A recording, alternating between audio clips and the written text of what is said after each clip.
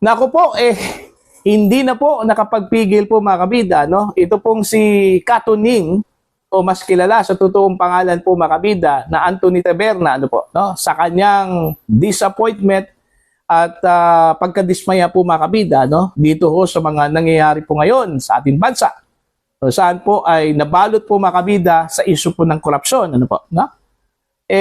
Umapila po ito kay Pangulong Ferdinand Bongbong Marcos, ano, sa kanyang vlog po mga kabida, no, na please Mr. President, maawa ka po, pagsabihan nyo na ito pong si Speaker Martin Romualdez, ano, na bumaba na po sa pwesto, ano, huwag na pong patagalin. Okay, siguro dahil sa pagkadismaya po niya, no, mga kabida, hindi na po niya matiis, ano, na nagkawatak-watak na po ang mga Pilipino dahil ho mga kabida sa issue po ng korupsyon, ano po.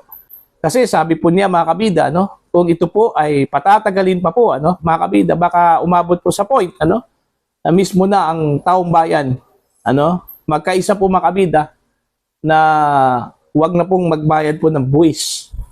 At kung mangyayari po yun, patay tayong lahat mga kabida, no. Sana huwag po umabot dun sa point na yon, mga kabida. Kaya ito po yung nakita kong solusyon po, ano, ni Katuning. Alright? In order to spare na mangyayari po ito at para to save the country, ano, mga kabida, from worst, pagsabihan na po niya, ito pong si Speaker Martin Romualdez, na please, bumaba ka na sa pwesto. Eto, pakinggan muna natin ito pong apela, no, ni Katuning sa kanyang vlog mga kabida. Narito po.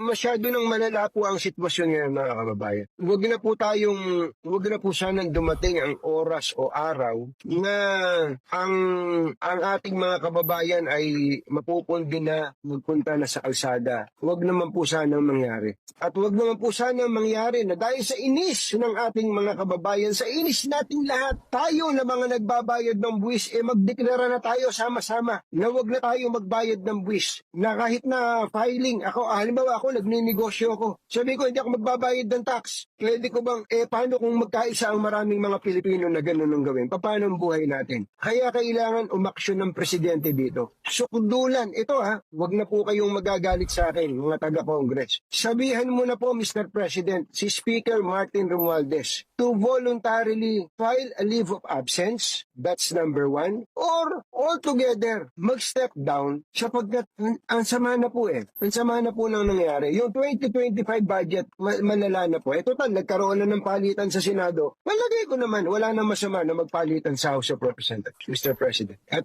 kung gusto talaga nating seryosong bakbakan dito, talagang may mangyari sa buhay natin ng mga Pilipino. Hindi lang basta may makasuhan. Dapat may makita ang mga Pilipinong nakukulong. Para kasi nangyari, forgive and forget ang gusto nila. Hindi pwede yun. Ayun, eto mula talaga sa puso po mga kabida, yung kanya pong apela, no po, no, kay Pangulong Ferdinand Bongbong Marcos, ano. Ang pwede lang pong makapagsabi po, ano, mga kabida, kay Speaker Romualdez, ito pong si Pangulong Marcos.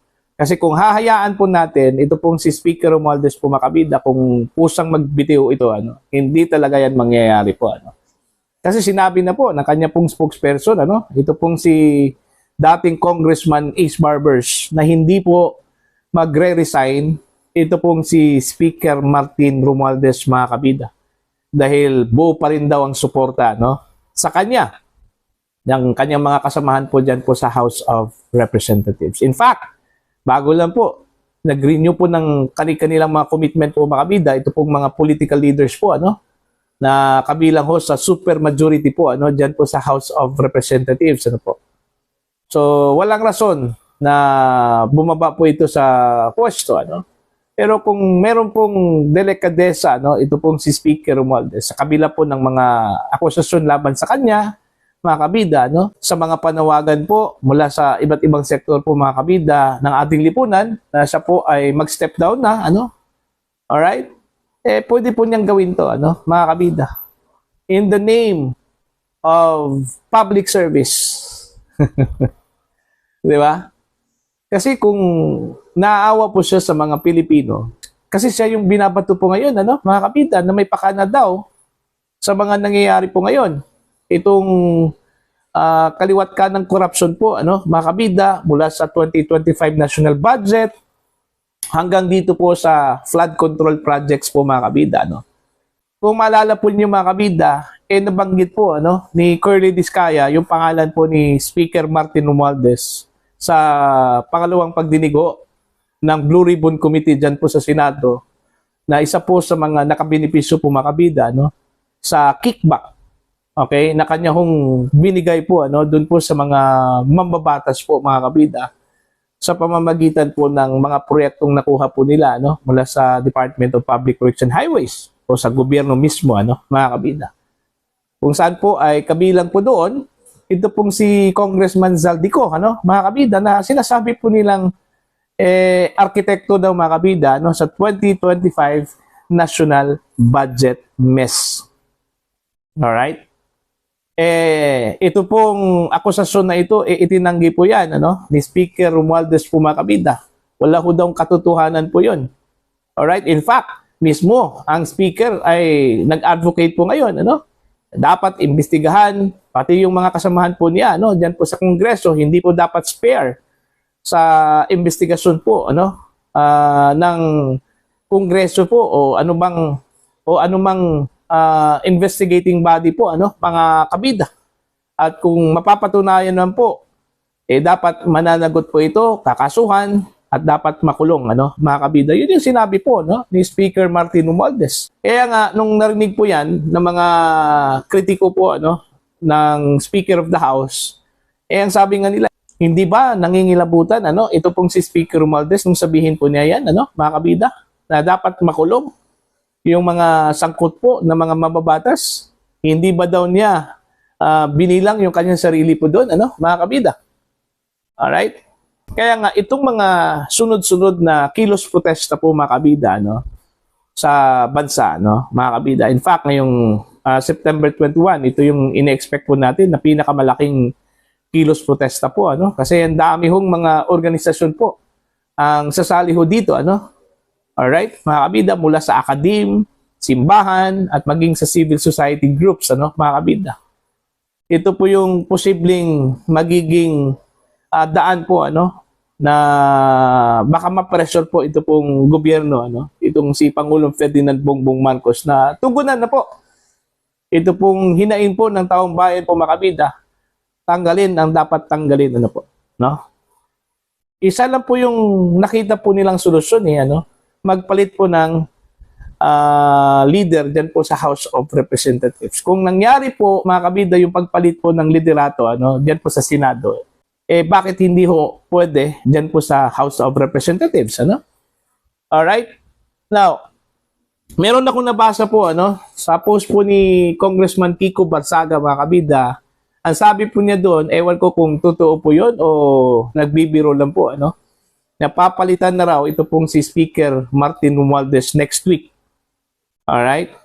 At ito po yung good news. Pero ang bad news daw, mga kabida, ang papalit daw, ito pong si Congressman Sandro Marcos, anak mismo ng Pangulo, at majority floor leader, po.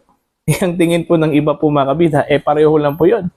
Walang pinagbago daw, mga kabida, kung ang papalit ito pong si Congressman Sandro Marcos, kasi pwede ho daw ma-influensyahan yan, kahit na po hindi na po speaker si Congressman Romualdez, pwedeng ma-influensyahan daw yan, Ito pong si Congressman Sandro Marcos, kung ito po ang ipalit po, kay Speaker Martin Romualdez, mga kabida, Para sa akin, kung naniniwala ho si Speaker Romualdez po, mga kabida, na matatahimik po ang taong bayan, at sa kanya hong pagbibitiw, dapat magsakripisyo po. Alright? Although yung pagbabaho niya sa pwesto, hindi naman po yun nangangahulugan po, mga kabida, nag-guilty po siya, mga kabida. Unang-una po, hindi pa po napatunayan po, mga kabida, na sangkot ba talaga ito pong si Speaker Romualdez sa korupsyon po, mga kabida. Hindi lang po dyan po sa DPWH projects, pati sa 2025 national budget, Ang importante lang po doon is yung panawagan po ng taong bayan na bumaba na po siya sa pwesto, tugunan po niya yon. Okay? Wala naman po pagkakaiba, congressman pa rin. Kahit po bumaba po siya sa pwesto po mga kabida, wala naman pong pagbabago ho, ano? Congressman pa rin yan, mga kabida. Elected by majority of his constituents po, ano? Diyan po sa Leyte. Alright? Kumbaga yung posisyon na pagiging speaker, plus na lang yun. Pero yung main mandate talaga niya bilang kongresista, alright, na dapat ire-represent niya yung kanyang mga constituents dyan po sa Leyte, ano, mga kabida. Patunayan po niya. Alright? Hindi totoo yung mga ibinibintang ko sa kanya po, mga kabida, no? Okay? In order to show to the people na talagang seryoso po siya, no? Wala ko siyang ginawa, magbitiw po siya, ano po. Kasi yun lang yung, hiniling po ng mga kritiko po niya, no? Mga kabida. Mag-resign po siya in order to change, in order to restore the House of Representatives its original system, ano, mga kabida. Kasi iba na yung sistema daw ngayon, ano? Nung umupo daw itong si Speaker Martin Romualdez po, mga kabida, ano po, no? Alright? In order to restore its original system, ano, dapat magbitiw na po ito pong si Speaker Martin Romualdez. Kaso lang po, ito po yung malaking tanong, ano, mga kabida. Kung magbibitiw ba ito pong si Speaker Romualdez. Alright? Kung sakali hong pagsabihan po siya ng Pangulo, ano, na please, step down. Alright? Tatalima ba? Ito pong si Speaker Romualdez. Susunod ba ito, ano, mga kabida? Marami hong nagsasabi po na mismo yung Pangulo daw, takot daw kay Speaker Romualdez, ano? Yung nagpapaandar daw sa gobyernong ito ay hindi daw si Pangulong Marcos, kundi si Speaker Martin Romualdez mismo, ano, mga kabida. Kung totoo yan,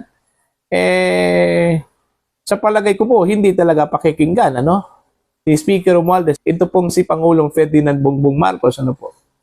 Alright? Marami kasing naniniwala po, ano, na mas makapangyarihan po ito pong Speaker of the House kaysa sa Presidente po ng Pilipinas, mga kabida. At may mga sinight po sila, ano, ng mga instances po, mga kabida. Yung issue nga ng impeachment against the Vice President, ano, mismo ang Pangulo nagsabi na po na wag ituloy, pero itinuloy pa rin, ano, mga kabida. Anong ibig sabihin po doon?